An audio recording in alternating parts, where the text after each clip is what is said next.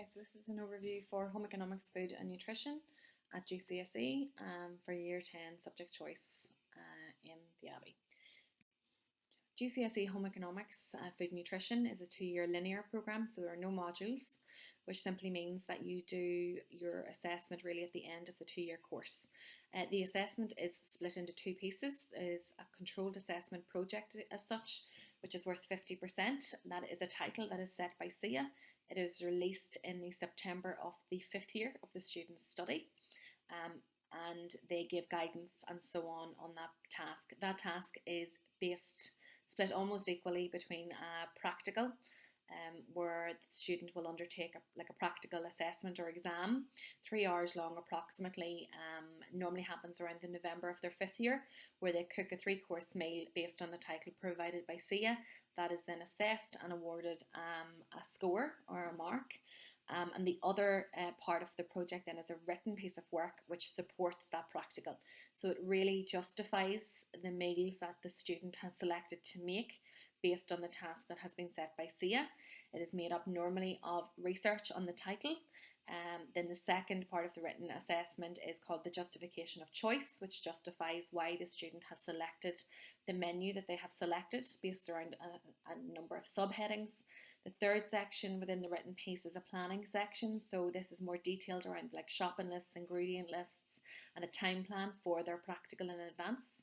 And then the final section is after they complete the practical exam, where they undertake an evaluation of the actual practical task that they have completed.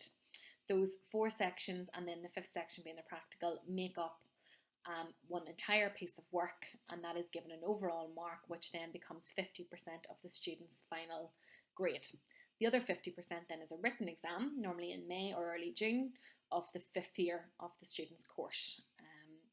And that is just really outlined in terms of the breakdown. So the only other addition there is that the students normally will do cooking. A lot of students would ask when they cook. So normally from Christmas in year 11, they start practicing a number of different options for their practical exam and what they might choose. Even though they haven't been given the title, they'll still do an overview of certain recipes.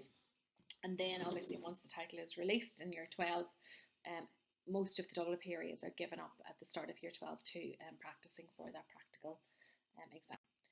These are just some of the pictures of previous students' work, so just to give an idea in terms of the quality of the work that is submitted by students. So you can see various different recipes, curries, fish cakes there, cheesecake, soups, bread, fish is a high level skill, some panna cotta, again a short crust pastry there, working with fish again, scallops, a creme brulee, making a coulis. So lots and lots of lovely skills on show that the students will demonstrate during their practical assessment. There's some more fish in that one. Again, your choux pastry, you're working with rice in terms of risotto, another cheesecake, more fish, some soup and some bread. So in terms of the actual course, it's broken down into a number of subcategories. Normally the nutrition is undertaken in year 11, which is going into quite a deep look at the various nutrients in our diet, so macro and micronutrients, so carbs, fat, protein as your macro, and then into your vitamins, your minerals, and so on in detail at the end of year 11. That would also then link in with diet-related illnesses, so for example obesity, cardiovascular disease, type 2 diabetes, and so on. So that's really your year 11. Year 12 work then, like I said, most of term 1 is based around the controlled assessment. And then the second part of the 5th year is looking at kind of consumer issues, food safety, and that side of the course. That will finish up then around April, Easter time of GCSE 5th year. Students, yes, in terms of looking to take it on as a GCSE subject, I would certainly say they should be getting in around 75% in their Christmas report or above to be considering food and nutrition at GCSE. 70, 75 certainly, and no lower. In terms of your key stage 3 work should be above that grade. Cross-curricular links, it links quite well with obviously your science, particularly your biology, and certain aspects of PE as well. So again, why choose it? So what's the purpose of the subject, or where might it benefit? So just a couple just newspaper articles which highlight, I suppose, a number of different diet and health issues that are incredibly prominent in the news. Obviously diabetes in terms of the effect or um, the growth in terms of type 2 diabetes in the UK, and the amount of the NHS budget that's been used up with it, all generally linked to obesity levels which are absolutely rapidly increasing, particularly amongst young people. And that is then having a knock on effect on illnesses like cardiovascular disease, type 2 diabetes, all of which are largely preventable. So, again, it's very topical, like I said, even linking into the current situation that we're in at the moment in terms of COVID and the increased risk of obesity, and where that sets you in terms of your increased risk of taking severe reactions to illnesses such as COVID. So it's definitely a huge focus, or it should be a huge focus going forward, to try and deal with these health crises that we are currently facing and will be facing for certainly the next 20 or 30 years. So lots and lots of job opportunities falling out of that, be it within the health industry itself or certainly in the food industry. Everybody has a role to play in terms of health promotion, education, food production, food research, marketing, and then obviously into your health as well. And again, that's just highlighted with some of the statistics in terms of obesity there, for example, in terms of children and childhood obesity from the World Health Organization, and how much that is increasing. That's just up to 2016. That has just continued to rise.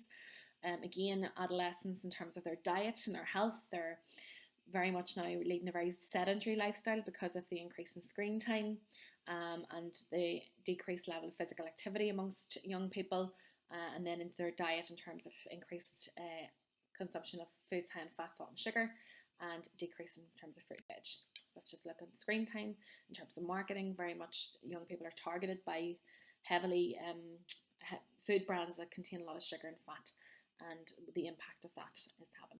Overall, in terms of where it sits, it can feed into preparing you to manage your health in terms of making good choices, your future in terms of, again, setting those choices in play for a healthier future in terms of your own diet and health, and obviously it could become something in terms of your career.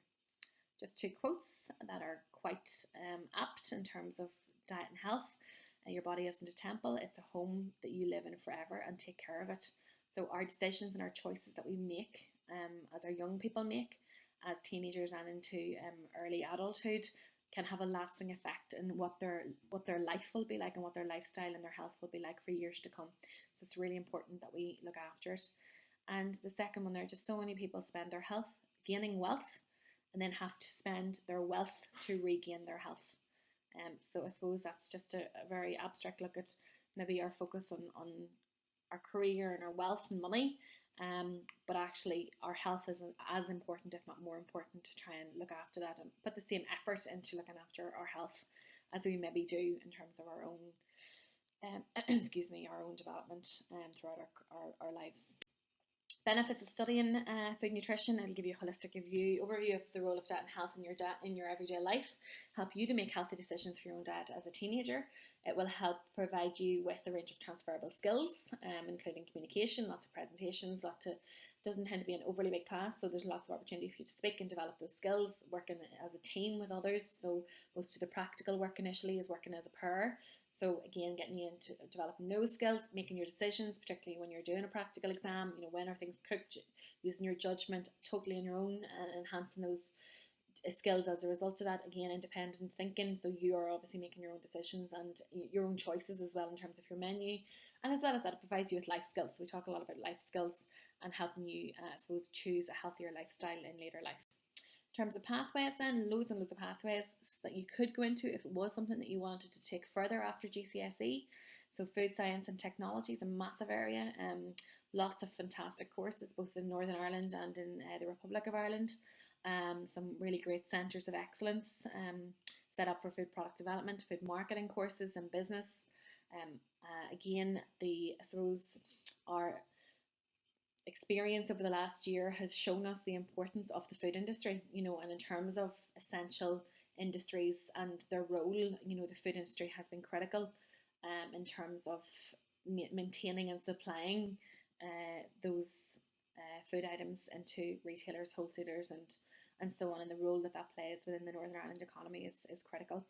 Dietetics is hugely popular course in Korean that students would go to, medicine, nursing, nutritionist, courses in sports nutrition is obviously really popular at the minute as well, teaching environmental health, and there's loads. So there's loads and loads of options there for any student who would like to consider it even further post-16 into A-level or other courses in terms of BTECs and so on. There's lots of opportunities there. So I hope this has helped to give you an idea of what the course entails at GCSE.